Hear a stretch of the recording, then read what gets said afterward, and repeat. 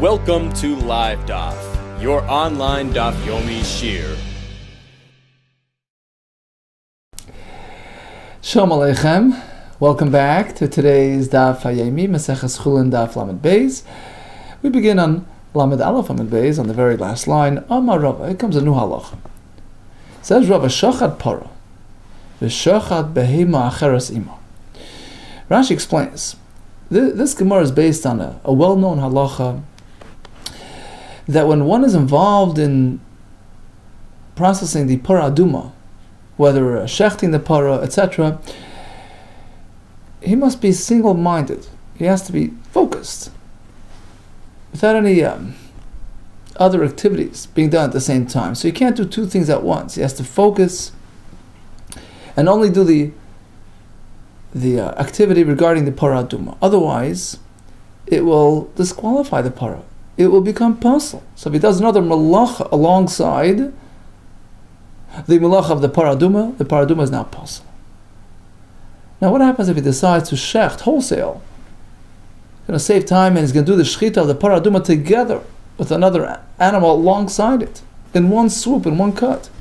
Amar Rava shachat para. So he shechted the para aduma. V'shachat behema acheres ima.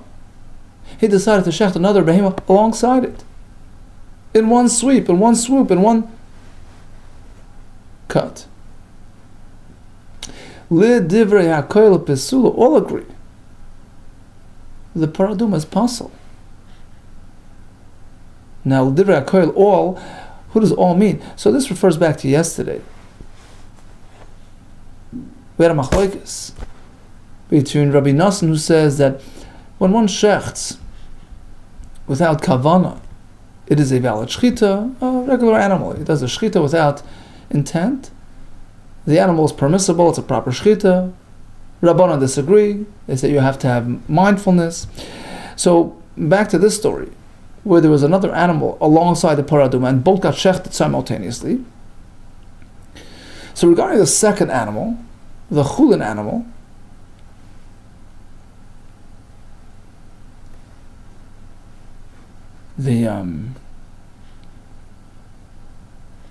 of course the animal is kosher, right? Because there was mindfulness. He had a mind. He intended on doing both at once. So the other animal all agree is kosher, and all agree likewise that the para aduma is possible because there was another malacha being performed at the same time. So there's no question as far as this case. We turn to the next line. What about nishchata? You see, there's a slight nuance, slight change in lashon here. Instead of v'shachat, that was a conscious, intended act, here it says nishchata. Rashi says it means blame is kavan without intent. It was dark, he didn't notice there was another animal standing right side by side to the para aduma, and he shechted the para, and he shechted another animal alongside it. By circumstance, without intent, without plan. Nishchata behema acheres ima. So what's the status of both these animals, the para aduma and likewise the other one? So it depends. You'll have exact opposites. Rabbi Nassan, according to Rabbi Nassan, who says that even a shechita without kavana is a valid shechita. Hence, the second animal is permissible because it experienced a proper shechita. For Rabbi Nassan, para psula behema kshera. So now the second behema is kosher, despite it experiencing a non-mindful shechita. But the para is psula. Now you'll ask why. He wasn't diverted, he wasn't masiach das, he wasn't distracted. He didn't even realize that the other... We'll see in a minute, there's another factor called v'shachat oisa. Pasuk says you have to shech the para aduma on its own, as a standalone act. You can't combine it with something else. You can't shecht another animal with it. So in this case, since another animal was shechted alongside the para aduma, and that shechita is a valid shechita, hence the para aduma shechita becomes pasul because of this competing entity. Okay, so Rabbi Nassan, para pesula behema kshera.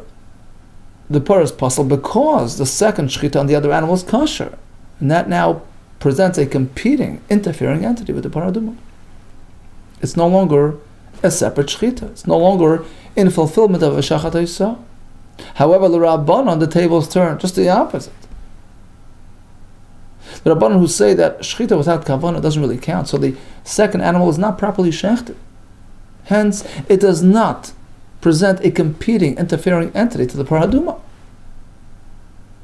We disregard the second shechita, and therefore the parah is kosher. So it's the exact opposite Rabbi Nosson. The Rabbanon parah is kshera, behema psula.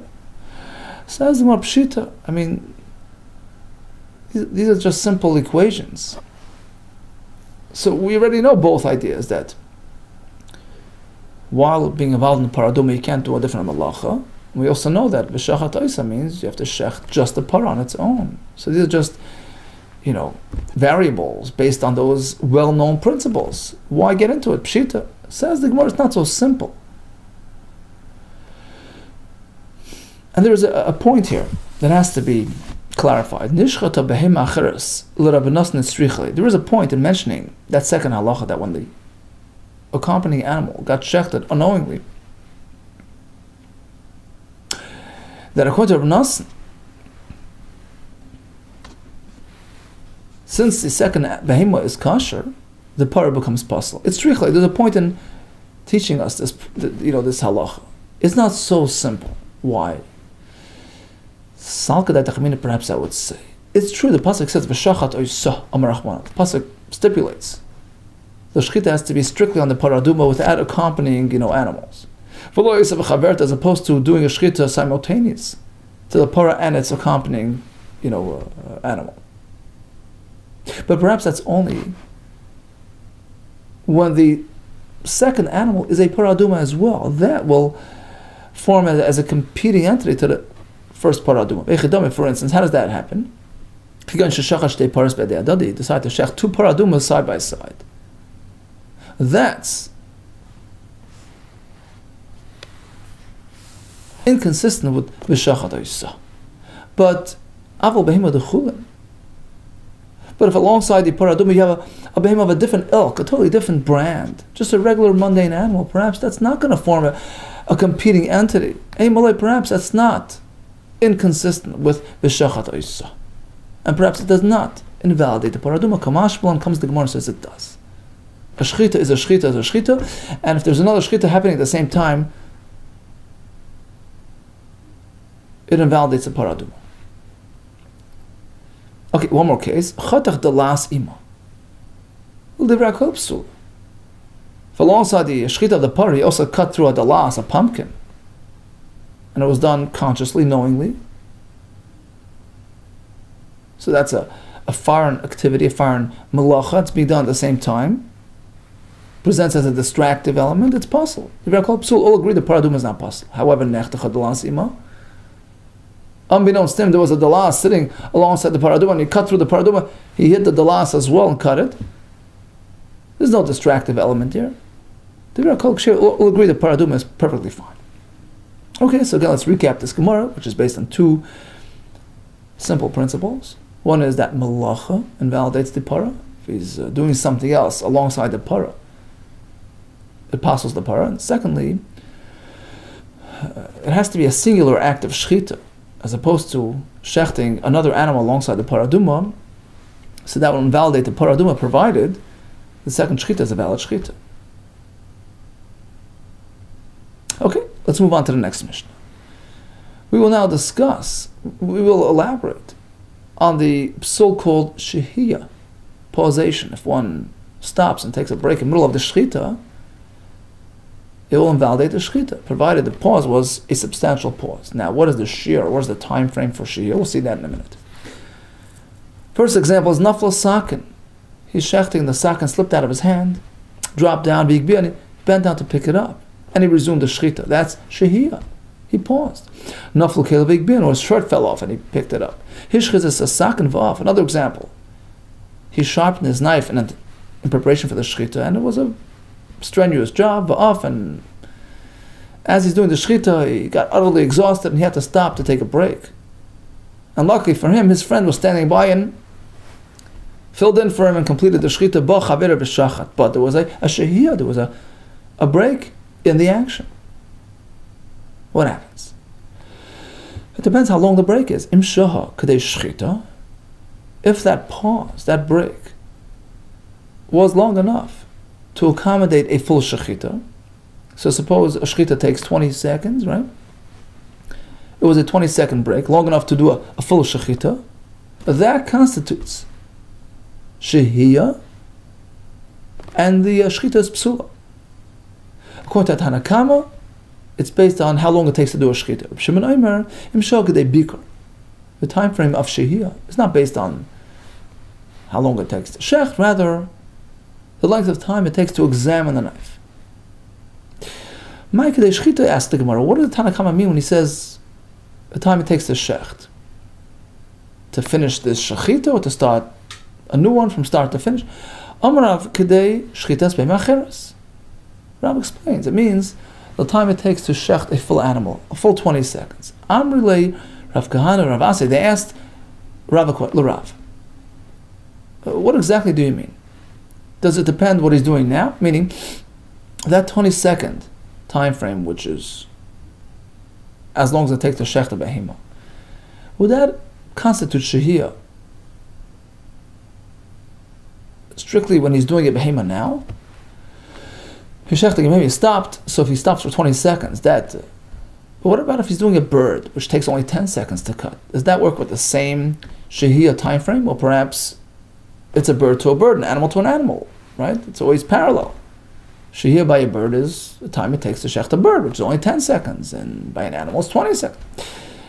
Kedei shchitas behema li behema, is the behema time frame applied to a behema v'oif l'oif, and the oif time frame, the shorter time frame applied l'oif to a bird, or no, it's a standard shear for all situations. Af behema, like the shear of shchitas behema, which is 20 seconds, that also constitutes a shear shehiyah l'oif for bird as well. It's a standard shear, applies to all situations. That was their question. Amar Lucy responded, that's a tough question. Lihava b'dichana, I didn't have the right frame of mind. I didn't feel it was in place. Bei b'chavivi, when I was interacting with my uncle. Rav's uncle was Rabbi Chia. So chavivi was an endearing term referring to his uncle. So when I was learning with him this topic, I didn't feel it was, I wasn't in the right mind frame to Yishayla to ask him. So I didn't really ask him. But as we're going to see in a second, Rav himself, came to his own conclusion. Itmasa, we learned, Amar Rav, that it's a parallel system. It's all about what you're doing. If you're shechting a behema, so we use the behema time frame. If you're shechting an oif, we apply the oif time frame. A shmol amar, no. It's a standard time frame for all situations. So you get a longer time. You get 20 seconds, even if you're in the midst of shechting a bird. Afilu behema loif. When Ravan also, he also quoted Amar Rabbi Yechanan, Afilu behema loif. The longer behema time frame is applied to a bird as well. This is all to explain the Tanna Kama, that the shiur of shehiyah is the amount of time it takes to shecht an animal. Rabbi Chanan, he explains it differently. Tanna Kama meant like this: a longer time frame. He has to bring the other animal close, bring it over and shecht. So it's a longer time frame for shehiyah. Now, yavi means you deliver the animal from where? Around the corner, around different town, China. I mean, you're submitting yourself to an undefined time frame here. Afilu ma'am, even from elsewhere, that's an undefined time. Nasata d'vrech l'shiur, you're submitting yourself to an undefined parameter. How could you establish a shear in this manner? Omar Papa, he means like this: there is a defined time frame. The difference will be between Chanina and the other Shita is Chanina extended the shehiyah a little bit more than just the act of shechita. But it means that it's right here. It's on deck. It's right here, about to be put down and shechted, which is a bit longer than just the act of shechita itself. Amri Marava Mishmed Rabbi Yezer Chanina, and it's a short. They quoted a little bit of a different Shita, a little bit of a longer time frame. The time it takes to lift the animal, crouch it down, and do shechita. Now, again, it depends what you're doing. Daka l'daka, v'gasa l'gasa. If you're shechting behemoth daka, a lighter, a thinner animal, like a goat or a sheep, so then the shiur is based on a similar type of animal. V'gasa, and the shiur of a gasa, l'gasa applies to the shechita of a gasa. So if you're shechting a bigger animal,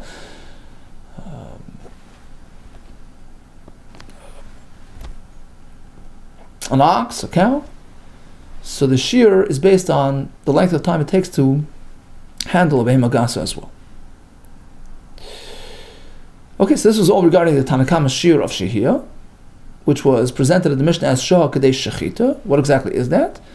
We have one pshat is the act of shechita itself, the other pshat is the time it takes to put it on the floor and do shechita, and the other shechita adds to lift it and put it down and shecht. Amar Rav, here comes an interesting halacha in the name of Rav. Hashechet b'sakin ra. Fellow chooses to use a sakin that's not really sharp, a dull knife. And he just cuts back and forth, and eventually he cuts through. It takes a long while. Is that a kosher shechita? Yeah, afilu kol hayom kuli. It takes him all day. Sure, it's okay. He didn't wait. He didn't pause. But now comes a new question that Rava presented, which the Gemara will link up with the previous halacha. Shehiyah is ma'ushit starfu. So we learned that shehiyah is, let's say, 20 seconds. Suppose he didn't pause for a straight 20 seconds. It was an accumulative 20 seconds. So he did shechita, stop for 5 seconds, continue, stop for another 5. Do we combine those pausations to give you the grand total of 20 seconds and disqualify the shechita or not? Perhaps it has to be continuous. Ask the Gemara, why are we even asking this question? Rabbi could have resolved this very question from the previous halacha of the dull knife. We see that even a lengthy shechita process works. No, big difference. There we're speaking, there was no pausation at all. He just kept on cutting. It took him a while, but there was no break in the action. Of course it works. His question was where there was pausing, but it was incremental, and that was left unresolved. Boy, Rav Huna, here comes another shaila. Rav Huna b'nei Rav Nosson asked, Shah b'miut simanim ma'oteku. Suppose you shecht 50+% of the tube. And then at the last part, at the miut, at the minority portion, at the end, which he didn't really have to do anymore, he stopped and came back and completed it. So you can say, well, who asked him to come back? He didn't have to finish cutting it. He could just left the animal as is, it was shechted. So breaking there and pausing doesn't really have an effect. Or shall we say, no, the fact is he chose to come back and complete the cut. And since he took a long pause in between, the 51% and the 49%, that disqualifies the shechita. Take it, we leave it unresolved. And Rashi says you should be machmer and avoid doing that.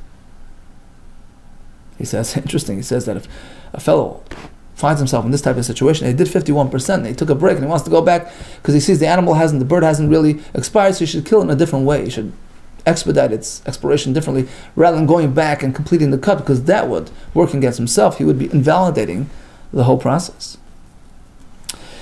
Okay, that's an Akam Shita. Reb Shimon Oimim Shokadei Bikor. What constitutes a long enough pause for shehiyah? The time it takes to examine the knife. And again, it's a little bit undefined. Makadei Pika. What do you mean the time it takes to examine the knife? Amar Rabbi Yochanan Kadei Bikor Shel Chacham. We learned earlier that there was a requirement to bring the knife to the Chacham, to the greatest Rav in town. This was established by the Chachamim to reinforce his position, to give him that kavod, and that's the shiur Reb Shimon is talking about. The time it takes to bring it to the Chacham to check. Says the Gemara, that's undefined. You're submitting yourself to an undefined entity. I mean, where's the Chacham living? Downstairs, around the corner, across the street? Rather, he's speaking that the Tabach himself, the Sheikh, is the Chacham, the greatest scholar in town. He doesn't have to deliver it to the Rav. He's going to check it himself. So basically, he means to say, as long as it takes for the Sheikh to do an examination on the knife, that is the shiur of shehiyah. Okay, continues the Mishnah. So we spoke about shehiyah earlier. We spoke about drasa, right? Now we're going to speak about different types of psulim. For instance, ikur, the attachment of the simanim of the tubes, which also disqualify the shechita. But what happened was he tried.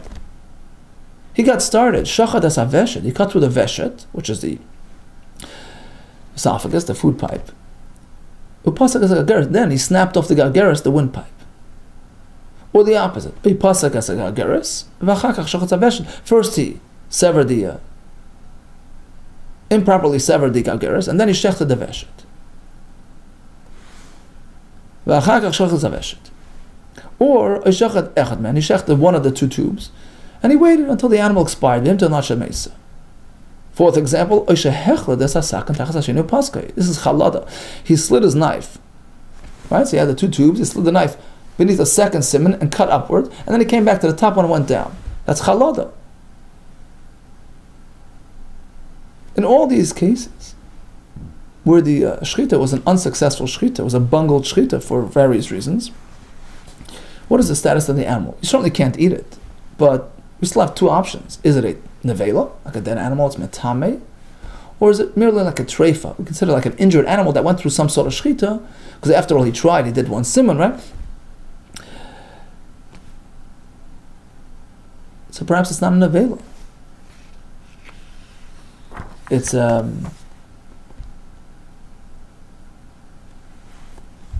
treifa.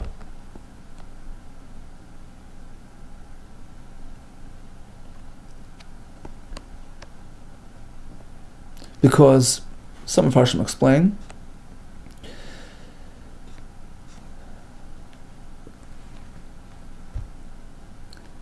that he did do one simon properly. Right? He did a partial shchita, and perhaps that's enough to give it a status of a partial shachad, which will at least spare it from becoming an avela. Sure, it was severely injured, it had all these injuries. So you know that by an animal that has a treifa status, if you shecht it, although you can't eat it, but it still will preempt an avela status from arriving. That's the halacha, right? Treifa that went through shchita, you can't eat it, but it's not an avela. So likewise, Rabbi Kiva holds in all these cases, since it experienced somewhat of a semi-shchita, Rabbi Kiva, it's only a treifa, it's not metame. However, Klal Omer Rabbi Shevav, Mishum Rabbi Shor, Rabbi Shevav quotes Rabbi Shor, is establishing the following rule. No, that is nevela. Kol shenifsla b'shchitasa nevela. If the psul was experienced during the shchita, was a bungled shchita, it's a nevela. Such as in all these cases. Kol shchitasa karoi. However, if the shchita was a proper shchita, it's just that the animal had some sort of internal wound that made it a treifa, but after which it experienced a proper shchita, it's just v'davar acher. There's an external factor, garnal, which caused it, lipasal, to become disqualified. Treifa, that's a treifa. But not in these cases where the shchita itself was an unsuccessful bungled shchita. That's a shchita, and actually, listen to this. Rabbi Kiva conceded him. He agreed that ultimately it's an avail, not a treifa. Okay, so bottom line is, that's what we have. All kinds of cases where there was some sort of injury, some sort of disqualifying element within the shchita. At the end of the day, it was not shechted properly. We treat it like a regular nevela. It's metami. Now comes a kasha. Shachat is a veshet v'chulu. V'hoydel Rabbi Kiva. Ultimately, Rabbi Kiva agrees that it's an nevela. V'ramini we have a kasha. V'ramini we have a mishnah later on. Lefman Beis, and the famous parak ve'elo treifos, giving us a listing. The mishnah gives a printout of all types of treifos, types of internal injuries that turn the animal into a treifa, not a nevela, a treifa. And amongst them we have these examples as well. A punctured veshet, a snapped gargaris. So these are two related injuries. Nevertheless, the Mishnah still considers them only a treifa, not a nevela. How does that work with our Mishnah? The following is a listing of all types of treifas by a behema. We turn to Talmud Bavli. And amongst them we have injuries relating to the tube system, which now Mishnah is considered an avela, and there it's a treifa only. Nukavas haveshet, punctured esophagus, a snapped trachea. How do we explain this apparent contradiction? Amar Rava says like this. Depends what happened first.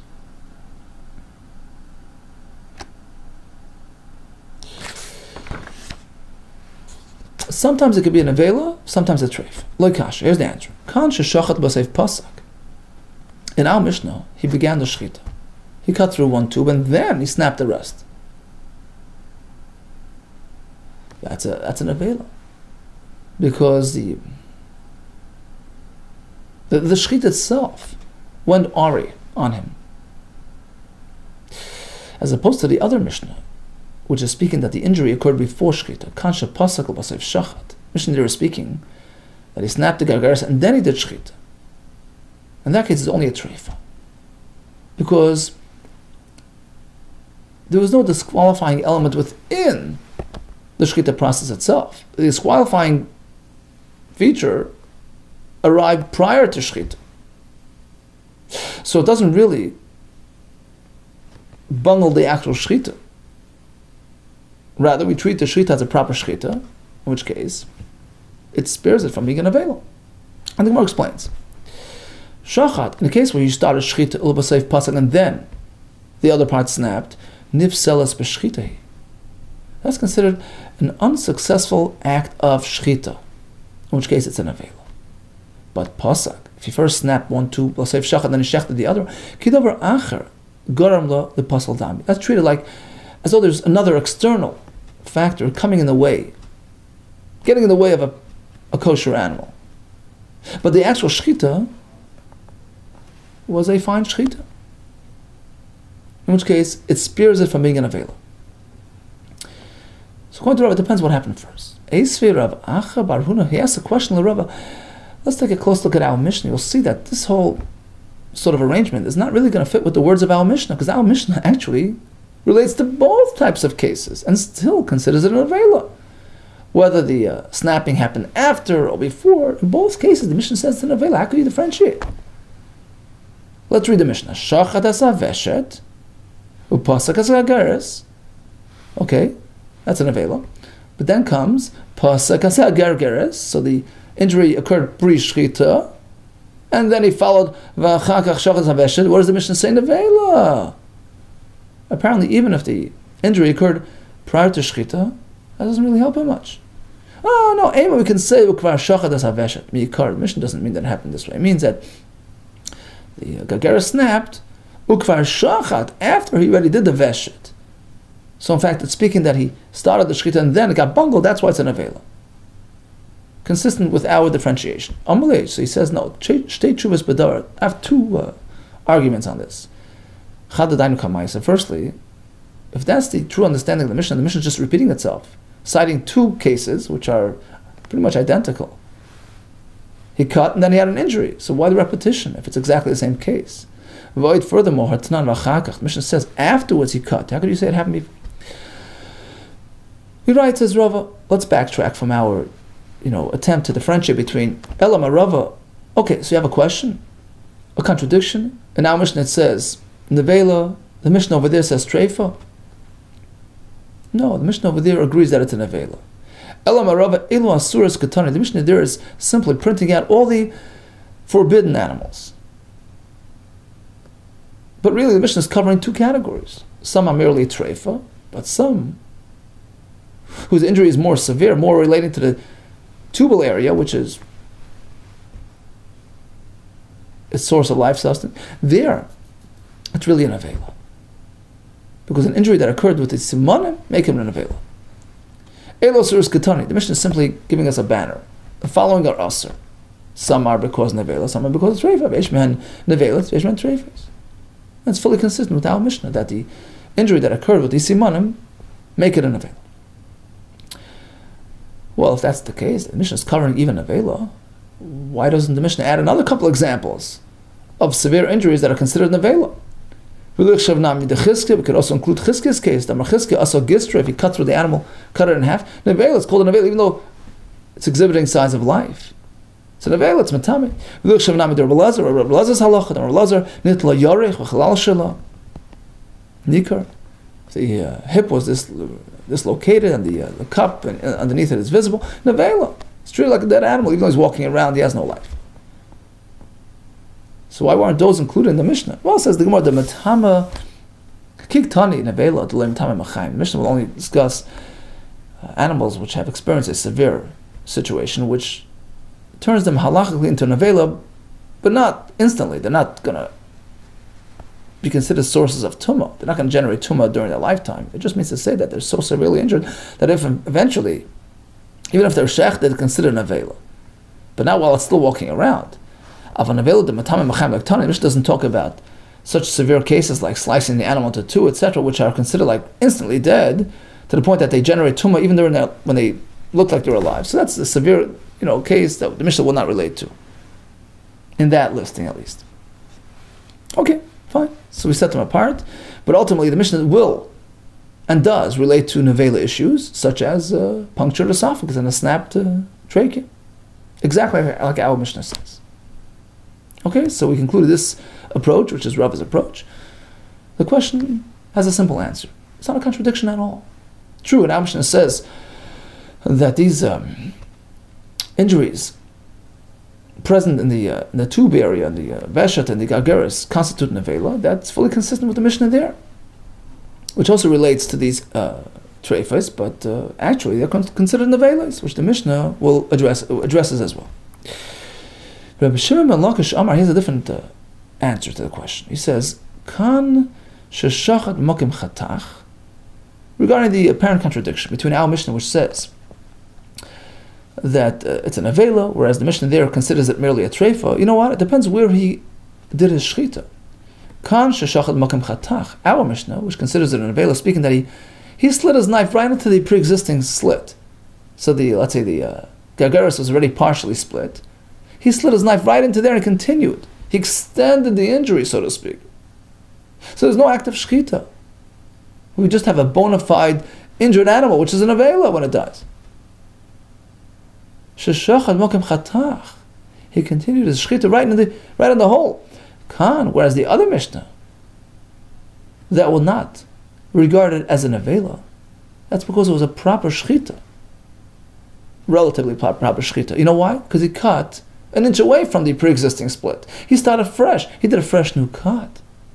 That can be regarded as an act of shechita, which will spare the animal, salvage it from becoming an avela. Hence, the Mishnah there only considers it a treifa, but it's not metam, it's not an avela, because it experienced a shechita. Kan sheshachat shaloi b'makim chatach. And the Gemara explains itself. If it's shachat b'makim chatach, if he slid his knife into the pre-existing cut, and he just continued on that track, it's considered a bungled shchita. It's not a proper shchita. He's just extending that injury. And therefore it's an avela. But shaloi malkim chatach, be cut elsewhere on the pipe. So the pipe has already been severed, mostly, but he went and cut on a clean area. Kidavar acher garam loli pasal damya. That's considered a somewhat halachically valued shchita, despite the presence of that split, of that hole, of that puncture. It's an external. We reckon with it like an external element that's just getting in the way of the shchita that was ultimately done on the other side of the siman. Therefore, it's not an avela. So it's an act of shchita which will save it from being an avela. As the Gemara hold it. I mean, if the tube has already been severed, for the most part, it's detached. It's disconnected. So you take your knife and you move an inch to the side and you shech there. I mean, you're shechting dead meat. What good is that? In fact, Reb Shimon Lakish teaches us this point elsewhere, that once something's been severed, it's out of the way, it's not reckoned with. Umi Omar Reb Shimon Lakish Hachi, is that true? According to Reb Shimon Lakish, it depends where you cut. V'Amar Reb Shimon Lakish himself tells us, regarding a different matter, but the underlying concept will clarify this point. V'Amar Reb Shimon Lakish, Shachat es hakana. Okay, so picture this: the sheikhet split the kana, trachea, and we know that the kana, the windpipe, leads into the lungs, right? The lungs are hanging on the kana. So once he detached the kana during the act of shchita, and then he notices that the lung has been punctured right now. No harm was done. It's already off the table. It's been detached. Ksheira, the animal's kosher. Typically, a punctured lung constitutes a treifa, but not in this case. He's a non-player because he already severed the kana, which is the root of the lung. Ksheira, almas. What do we see from here? Once it's cut. It's out of the way. Likewise, in that earlier case, right? Apparently, it's like the item is already sitting, the mancha, b'dikula, in the basket dami. It's considered like it's already out of the way, it's out of the animal. Hachanam here as well. If the gargeres had already been split for the most part, which makes it a treifa. So now the sheikh takes his knife and says, no, I'm not going to go straight in there, I'm going to cut nearby. Who cares? It's off the table. It's been detached from the animal. His shechita is worthless. He's cutting dead meat. Hachanam here as well. When he cuts on the side of the pre-existing injury, it's as though the kana is already sitting in a basket, out of the way. How could that salvage it? How could that be considered an act of shechita? Says the Gemara, okay, Ella Amar B'chir Ba'aba Amar Yechanan. We're going to veer away from this explanation and regarding this matter of this apparent contradiction between our Mishnah, which considers this animal an avela, versus the other Mishnah, which considers it a treifa. So he quotes Amar Yechanan, Leikash, here's the answer. Our Mishnah is the final version. The other Mishnah is the earlier version. Remember, Reb Kiva, initially he had taken an opposing view, he held that it was just a treifa, as we explained in the Mishnah, then he conceded. So that Mishnah in Daf Mem Beis is reflective of his earlier position, even though it's placed there. But Rashi explains sometimes the Mishnahs were moved around; they weren't necessarily compiled, in the order in which they were learned. So the Mishnah there is reflective of Reb Kiva's old shita, former opinion. Before he conceded and considered it merely a treifa, our Mishnah depicts the final version, the final opinion, which is that it's an avelu Mishnah. The earlier Mishnah, version, was not moved out of its place, was not expunged. Rashi explains it was studied and absorbed by the Talmudim. It couldn't have been deleted. It was just, became part of the repertoire. So the Mishnah stayed in its place, although the final version is what we have in our Gemara, that it's really an avelu. Okay, before we continue, let's just recap this piece. So there was some sort of injury in the veshet or the kana, and he did some sort of shechita to sort of salvage the animal. And now Mishnah we learned that it's an avela. The Mishnah later, it seems like it's just a treifa. We have basically two clear ways to answer this. Either you're right, it's really an avela, and the Mishnah there is listing avelas as well. Or the Mishnah there is reflective of the earlier opinion of Rabbi Kiva that's only a treifa, whereas our Mishnah that considers it an avela is the final version. Let's go back to the halacha that we mentioned as sort of a side point. We're going to elaborate on that right now. Amar Reb Shimon Lakish. Okay, the shechet took his knife, shachet his hakana, he did the kana, and then the lung got punctured mid-shchita, which is typically considered a treifa generating wound, but it happened mid-shchita once the kana has already been detached. So we ignore that. Ksheira, Amar Rava. Comes Rava and he explains, like Amar Rab Shimon Lakish Ela Bereya. This concept only applies to the lung. And as we explained, since the life force of the lung is dependent on the kana, which has already been detached. So it's out of the way.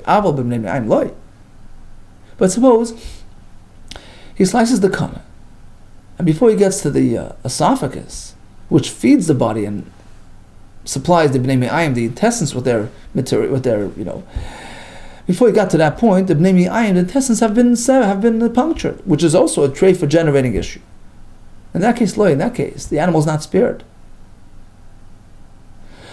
Why? Because the bnei me'ayim are drawing from the veshet, which has yet to be cut.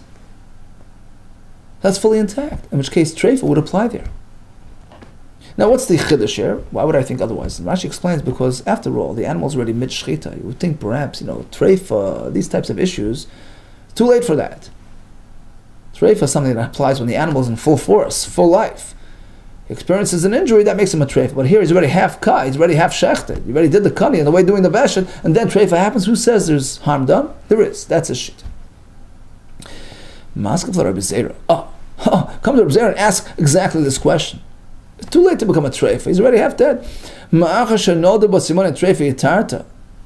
Look, just as we said before, Reb Shimon Lakish allows the animal, permits the animal, when the simone treifa, when the treifa phenomenon surfaces midway on the lungs, it's okay. He permitted the animal. So apparently, treifa injuries that arrive mid-shchita are not reckoned with, are ignored. Mali Berei, what's the difference if it happened to the lung after the kana was cut, Mali B'nei Me'ayim, or it happened to the B'nei Me'ayim during the shechita?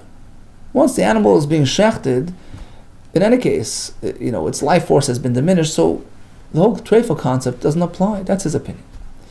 However, we find that Reb Zera himself retracted from this argument, that the leniency is strictly regarding the lungs that have already been severed through the kana and they're out of the way, but it wouldn't apply to the bnei mi'ayim, meaning that an animal can, in fact, become a treifa even mid-shchita process. How do we know? Because Reb Zera himself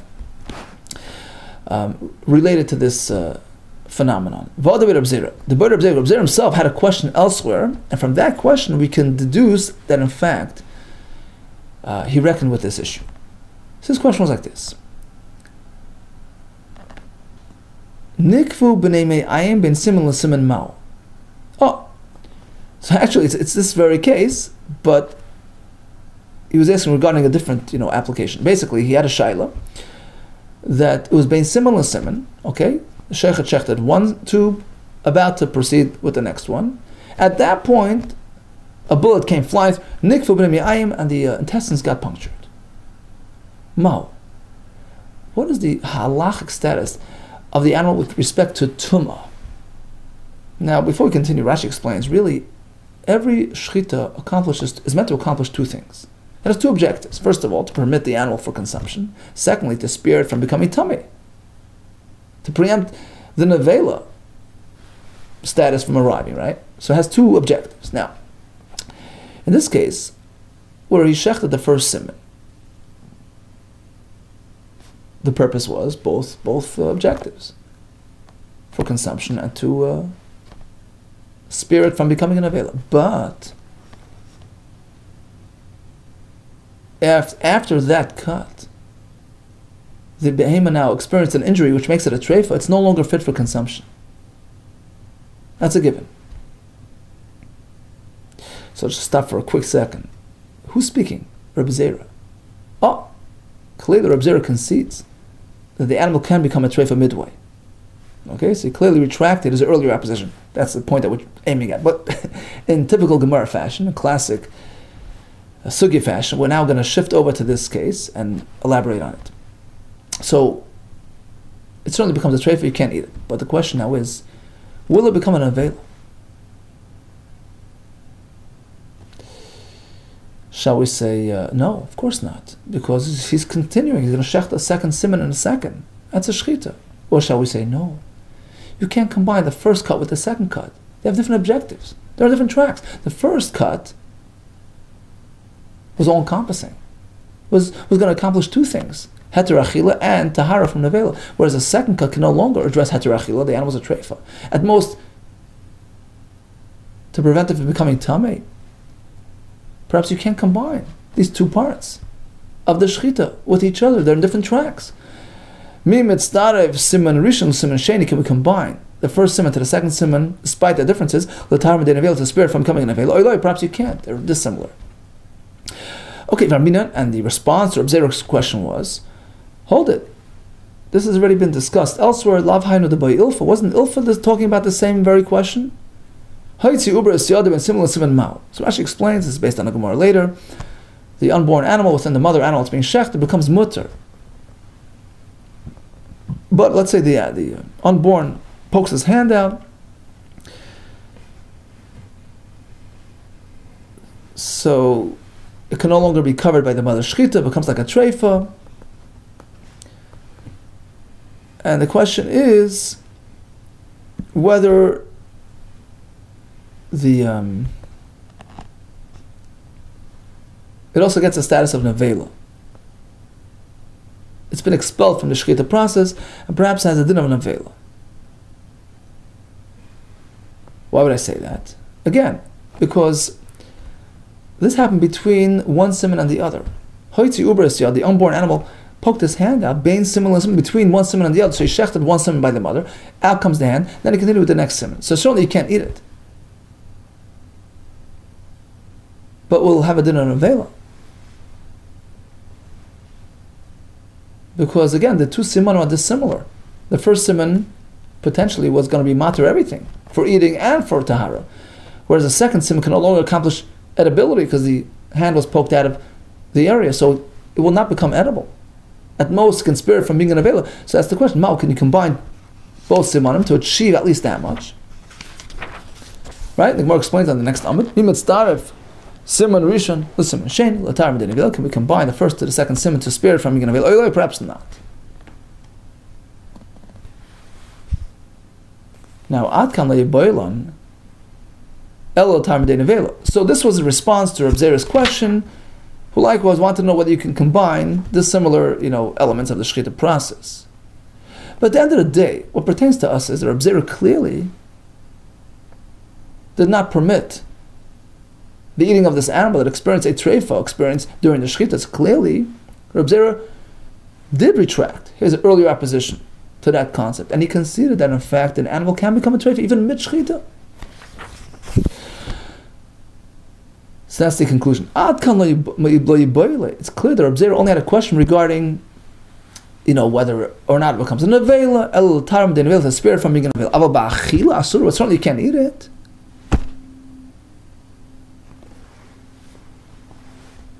Amar Rav Acha bar Rav Ravina. Oh, not so quick. Maybe this wasn't really an expression of Reb Zera's own opinion. Maybe he stood his ground. He was just relating to Rav on his track. Perhaps he never really retracted his opposition. He personally held that you can't make a treifa mid-shchita. But Reb Zera, when he posed this question, which indicated to us that he conceded, l'dvar of the Rava ka'amar, just relating to Rav on his track, you hold that it could become an avela. According to you, he had this, combining question. But he himself did not really adopt that opinion. Perhaps he himself still stood his ground and held that, once the animal is being shechted, it's on its way out, it can become a treif. So we don't really have a true conclusion on that theory of ours. Okay, in any case, let's just recap this last piece. Reb Shimon Lakish tells us a great chiddush. After shechting the kana only, the reya suffered an injury. It doesn't matter because it's out of the way. It's been detached, disconnected from the animal to non-entity. It's off the table. Rava added, but that's only regarding this. But let's say there's something else in the animal that went wrong. Milda shchita becomes a treifa. Reb Zera challenged it, and it was a question of whether he stood his ground, or perhaps he considered to Rava's opinion. All the best to you, and Hatzlach.